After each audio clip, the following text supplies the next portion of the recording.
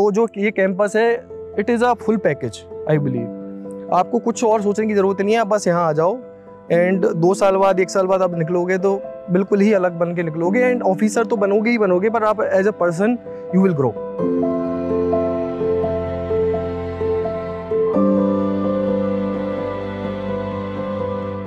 ये एक लक है कि ForumIAS जैसी कोचिंग मुझे मिली, और सबसे बड़ी बात ये होती है कि एक मेंटर का जो रोल आपने और हमारी जो टीचर्स ने निभाया है दैट वाज फिनोमिनल।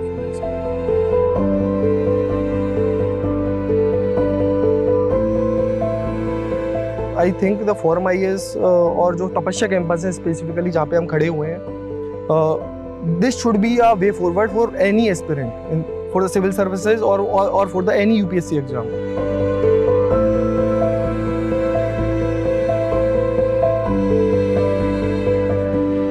मुझे ये था कि फर्स्ट रैंक तो नहीं आएगी, हो सकता है selection, but first rank was something कि मैंने कभी टॉप नहीं किया, अपने स्कूल में भी टॉप नहीं किया। उसके थोड़ी देर बाद ही फिर मैंने आपको मैसेज किया था एंड आई फेल्ट कि क्योंकि you were there when no one was.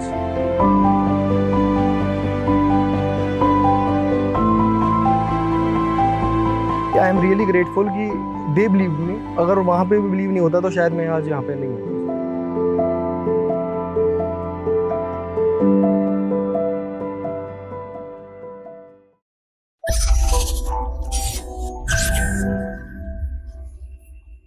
सबसे पहले तो ये बताइए कि जिसमें रिजल्ट आया और किसी भी लिस्ट में फर्स्ट रैंक लाना एक बड़ी बात होती है, तो उसमें कर क्या रहे थे और आपकी इमीडिएट रिएक्शन क्या था?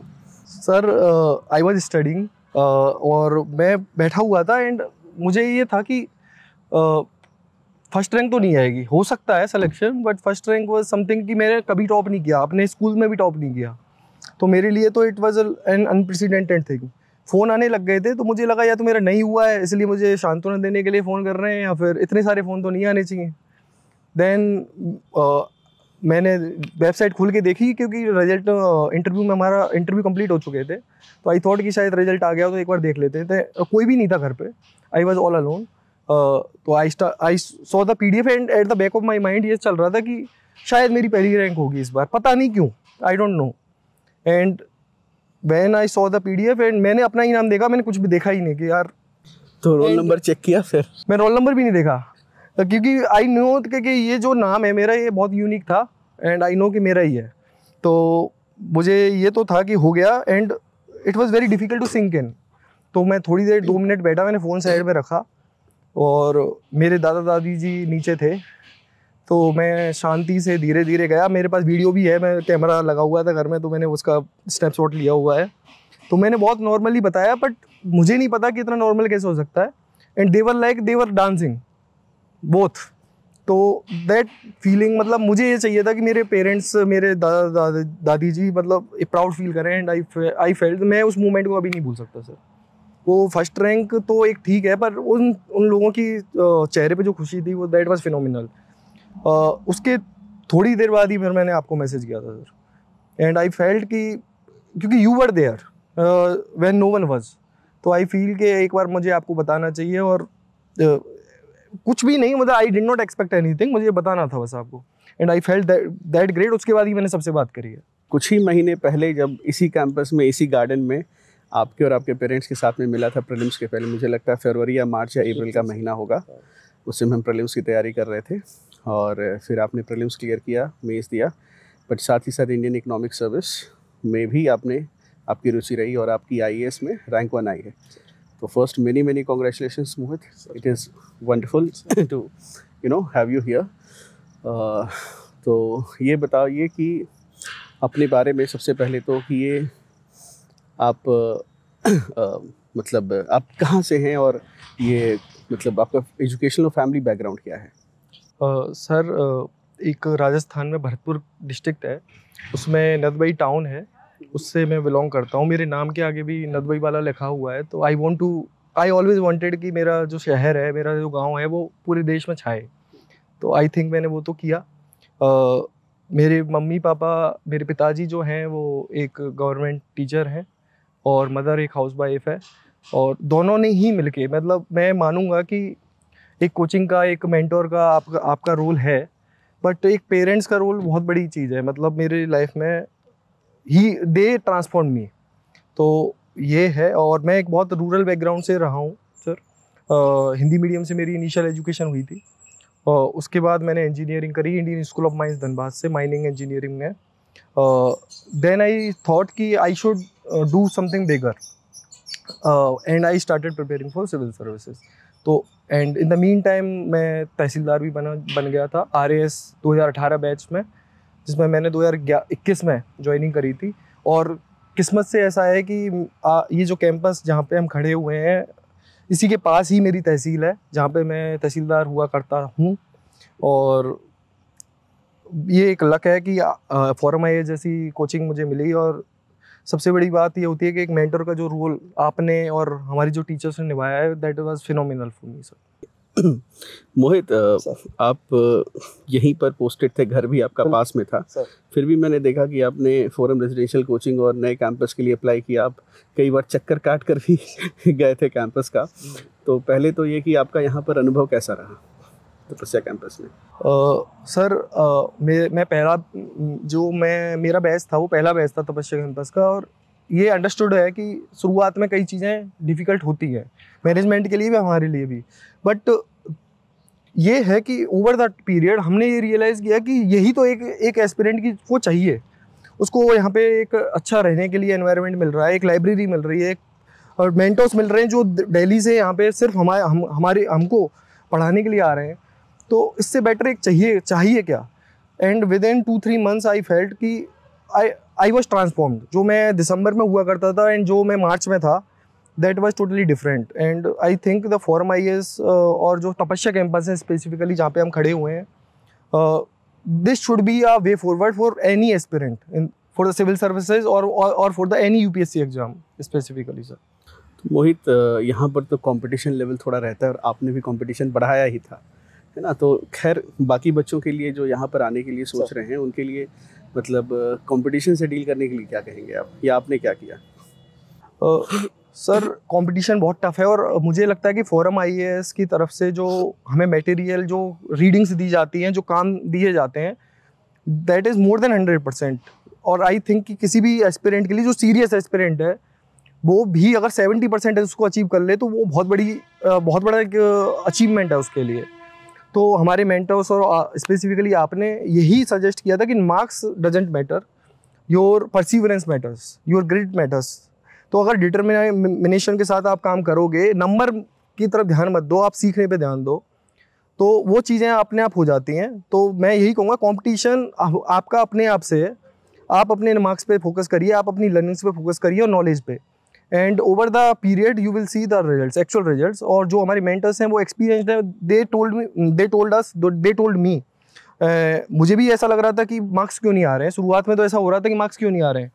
बट ओवर द ईयर्स हमें समझ में आ गया कि जो मेंटर, जो kind of coaching the institute is providing, अगर उस पर ट्रस्ट किया जाए एंड पूरी तरह से अगर डिवोट किया जाए खुद को, then you can do wonders. अच्छा, आप यहाँ पर लाइब्रेरी फैसिलिटी भी हमने बच्चों के लिए बनाई है, तो आप लाइब्रेरी में ज़्यादा पढ़ते थे या रूम पे ज़्यादा पढ़ते थे, या वो स्ट्रगल चलता रहता था, कभी लाइब्रेरी कभी रूम? सर मेरे साथ ऐसा है कि मुझे हमेशा ऐसा लगा है कि जहाँ पे माहौल हो वहाँ पे पढ़ना चाहिए। तो मैं I was a library person.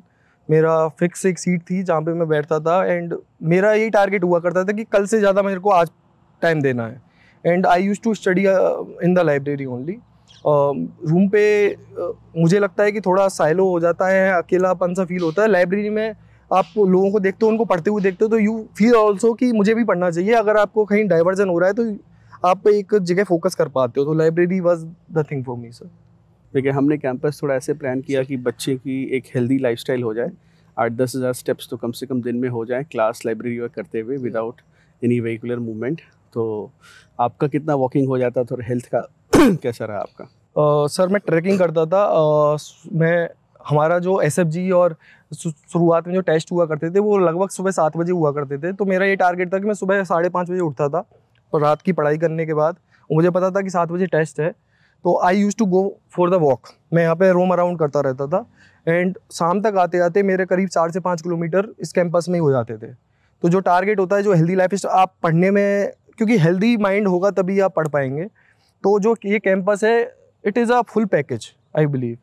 आपको कुछ और सोचने की ज़रूरत नहीं है, आप बस यहाँ आ जाओ एंड 2 साल बाद 1 साल बाद आप निकलोगे तो बिल्कुल ही अलग बन के निकलोगे, एंड ऑफिसर तो बनोगे ही बनोगे, पर आप as a person you will grow. Mohit, so यहाँ पर हम लोग सुबह 7 बजे टेस्ट करते थे, ठंड बहुत रहती थी, मुझे याद है कि तो ये 7 बजे सुबह जब टेस्ट लिखने आते थे तो थोड़ा गुस्सा नहीं आता था कि ये इतनी सुबह उठाया जा रहा है और एक घंटे के टेस्ट के लिए? और सर मुझे लगता है कि जब हम यहाँ पे इस कैंपस में आए हैं तो, और हमारा एक गोल है, और गोल भी छोटा तो है नहीं, वो बहुत बड़ा गोल है। तो कोई भी एस्पिरेंट हो, मैंने भी खुद को एक कोचिंग और अपने कोचेज़ के लिए समर्पित कर दिया था। What ever they will say I will follow.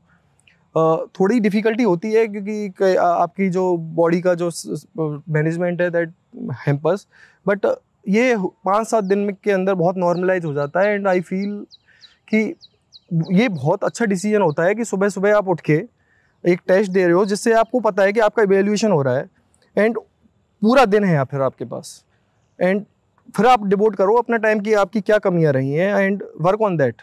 जिससे एक मुझे लगता है कि सुबह सुबह एक आदमी का दिमाग बहुत अच्छा काम करता है, और शायद ये एक सोच भी रही होगी वो सुबह टेस्ट कराने की। तो शुरुआत में डिफ़िकल्टी हुई, और आई बिलीव जो हमारे पूरे बैच था 100 लोगों का, एवरीवन वाज बेनिफिटेड, और किसी ने कुछ दिन के बाद तो कोई कंप्लेन करना शुरू ही नहीं किया, and everyone was in the I think जो हमारा टेस्ट सेंटर था उसमें हम 5 मिनट पहले सब लोग आ जाते थे। तो that was very beneficial I believe. सुबह 7 बजे करने का रीज़न ये था कि हमारे पास बच्चे वैसे आए जो 4th-5th अटेम्प्ट में थे और प्रीलिम्स नहीं निकला था, तो और फ्रेशर्स थोड़े से कॉलेज के बच्चे एडवर्टाइजिंग नहीं होने के कारण हमें थोड़ा नहीं जानते थे। तो हमने ये सोचा कि ये 4th-5th अटेम्प्ट वाले बच्चे, इनका प्रीलिम्स नहीं हुआ है, अगर हम इन्हें 10 बजे 11 बजे बुलाएंगे तब तक ये वेकअप करने के बाद है ना नेगेटिव थॉट से भर जाएंगे। उसके बाद वो 11 बजे वो आ ही नहीं पाएंगे क्योंकि इतनी नेगेटिविटी भर जाती है सेवरल अटेम्प्ट्स के बाद। आप तो फिर भी राजस्थान पीसीएस आपने निकाला, अभी इकोनॉमिक सर्विस निकाला हुआ है, लेकिन जो बच्चों का कुछ भी नहीं निकला है तो उसके लिए हमने किया कि 7 o'clock उठकर ये टेस्ट लिखें ताकि 8-9 बजे जब वो अपने डेस्क पर बैठे रहें तो उनको एक लगे कि सुबह उठने के बाद हमने कुछ अकम्प्लिश कर लिया है, दैट थिंग यू नो कि सुबह उठने के साथ यू हैव अ अचीवमेंट। तो वो जो एक पॉजिटिव रीइंफोर्समेंट है उसके बाद शायद आपका दिन थोड़ा अच्छा जाए।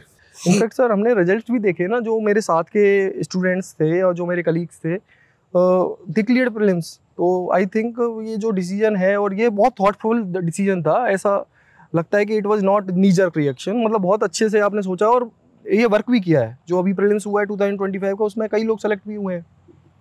और आपके कितने ऐसे नंबर बन रहे थे प्रीलिम्स में इस बार सर? क्योंकि ट्रिकी तो था प्रीलिम्स सर। प्रीलिम्स तो गॉड नोज की क्या है, बट अगर राइट माइंडसेट और राइट कोचिंग हो तो एवरीवन कैन डू इट। अगर अब मेरे मार्क्स का ऐसा है कि सर यूपीएससी की आंसर की और कोचिंग्स की आंसर की का भी नहीं पता कि क्या एक्चुअल होगा, but it was in around 120 से लेके 140 के बीच में सर वर्क कर रहे थे। Wonderful wonderful. अच्छा मोहित, ये बताइए कि सिविल सर्विसेज के जो एस्पिरेंट्स हैं, अगर वो स्टेट पीसीएस, स्पेसिफिकली जो हमारे राजस्थान के स्टूडेंट्स अगर राजस्थान पीएससी देना चाहें तो क्या वो 3-4-5 बातें हैं जो एक आईएएस एस्पिरेंट्स को इम्प्लीमेंट करनी चाहिए so that they can clear the state services examination? क्योंकि उसके डिमांड थोड़े अलग हैं, और थोड़ा तो आपके हिसाब से क्या सर पहला तो मैं यही कहूँगा कि अगर if you are preparing for the civil services IAS UPSC वाला, तो फोकस ऑन दैट ओनली, क्योंकि there is very much mismatch between the जो पैटर्न है एग्जाम का वो काफ़ी डिफरेंट है। बट अगर आप लेटर अटैम्प्ट्स में हो एंड यू वांट कि एक सेफ्टी नेट रहे एंड प्लान बी के लिए, तो ये किया जा सकता है कि राजस्थान में भी जो पेपर आता है प्रीलिम्स का, स्पेसिफिकली मैं पहले प्रीलिम्स की बात करूं, तो अगर आप सिविल सर्विसेज यूपीएससी का प्रिपरेशन करोगे तो you can get around 80% of the things, क्योंकि कट ऑफ में से आपको 200 में से 100 मार्क्स ही लाने होते हैं। तो अगर आप उस चीज़ पे फोकस करो एंड जो 20% पोर्शन है वो PYQ देख के किया जा सकता है, और वो क्वेश्चन जनरली रिपीट होते हैं। तो अगर वो PYQ आप कर लीजिए, RAS का जो PYQ है वो अगर आप कर सकते हो, then you can easily clear prelims. और मैंने भी यही किया था, मेरा पूरा प्रिपरेशन सिविल सर्विसेज का ही था, and I never prepare for the Rajasthan administrative service. तो मेरा पूरी प्रिपरेशन ये थी और वही काम आ गई।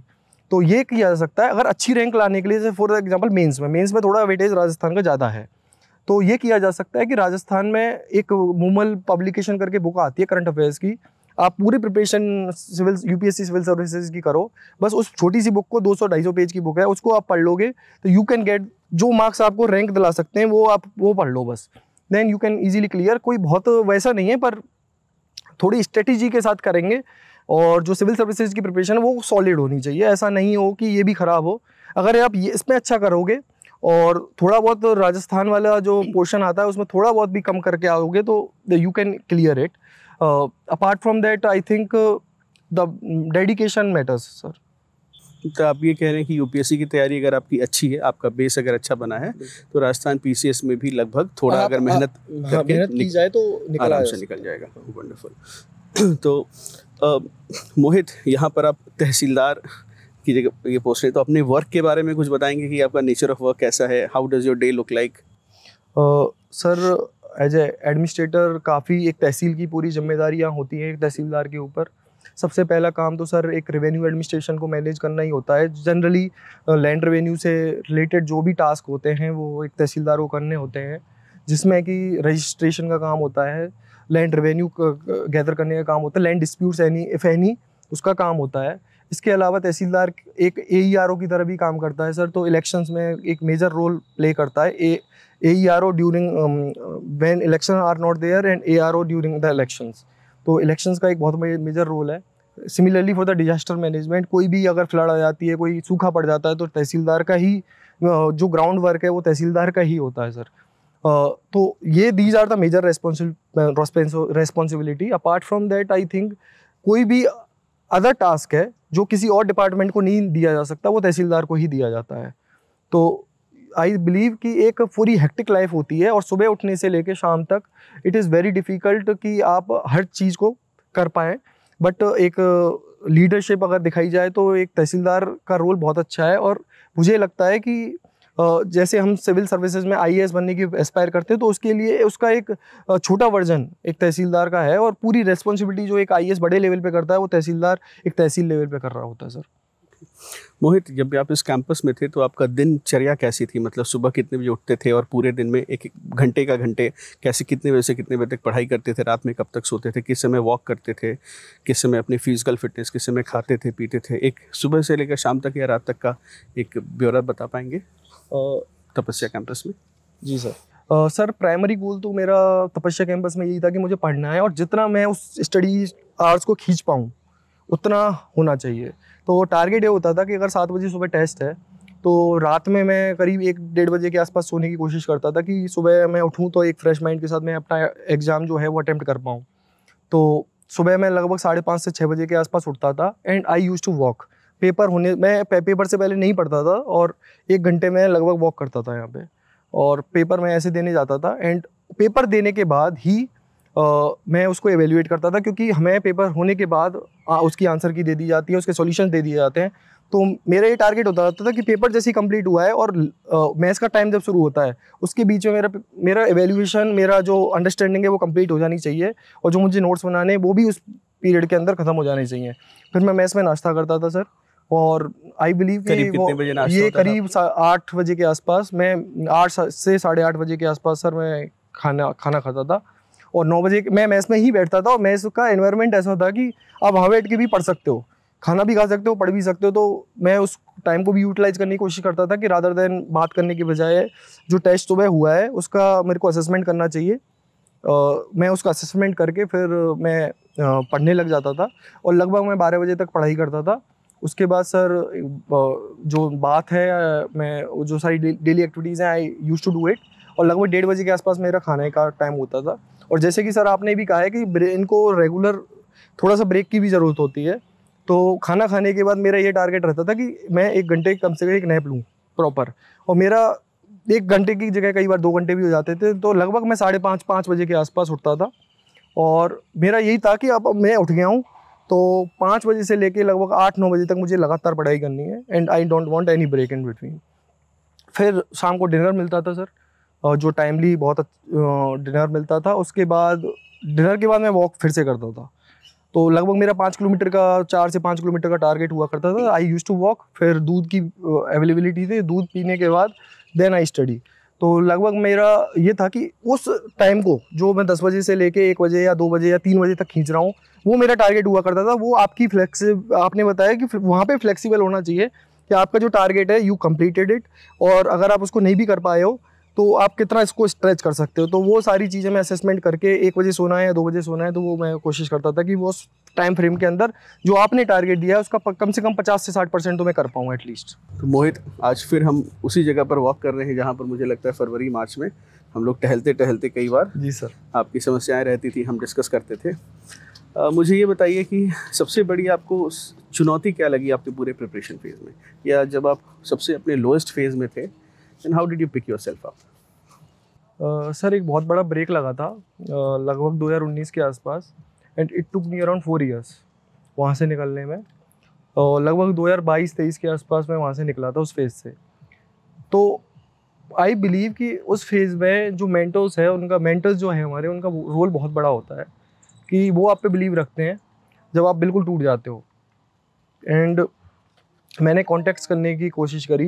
मैं नाम लेना चाहूँगा विभास झा सर का, तो जिन्होंने इकोनॉमिक्स ऑप्शनल पढ़ाया है, और सेकेंडली फॉरम IES का, क्योंकि जो मेरे मेजरली मेंस की प्रिपरेशन है वो यहीं से है। तो कभी भी मैं पोर्टल पे जाके स्लॉट बुक कर सकता हूँ, इतना इजी था। जब आपको कुछ समझ में नहीं आ रहा होता है उस मोमेंट पे आपको ये लगता है कि कोई भी हो एक तिनका मिल जाए तो आप बच जाओगे। तो उस मोमेंट पे आई बिलीव कि जो फॉरम IES के मेंटर्स हैं उन्होंने बहुत ही जो मेंटरशिप के स्लॉट्स बुकिंग बिल्कुल सर, बहुत ही ज़्यादा हेल्प करी थी। एंड मतलब आई एम रियली ग्रेटफुल कि दे बिलीव्ड मी। अगर वहाँ पे भी बिलीव नहीं होता तो शायद मैं आज यहाँ पे नहीं होता सर। 2021 के समय की बात है, राजस्थान से जयपुर से हमारी एक स्टूडेंट थी सर, मेरे ख्याल से तनुश्री मीना नाम था, 120 रैंक आई। जी सर बिल्कुल, आई रिमेम्बर। हाँ, तो आपके राजस्थान से ही थी वो। और मुझे याद था कि पहले हमें कई बार लगता था कि कितने मेंटरशिप सेशंस होने चाहिए, और मुझे याद है कि उस समय हमारे एक मेंटर थे, वो अभी अलाइड सर्विसेज में सेलेक्ट हो गए हैं।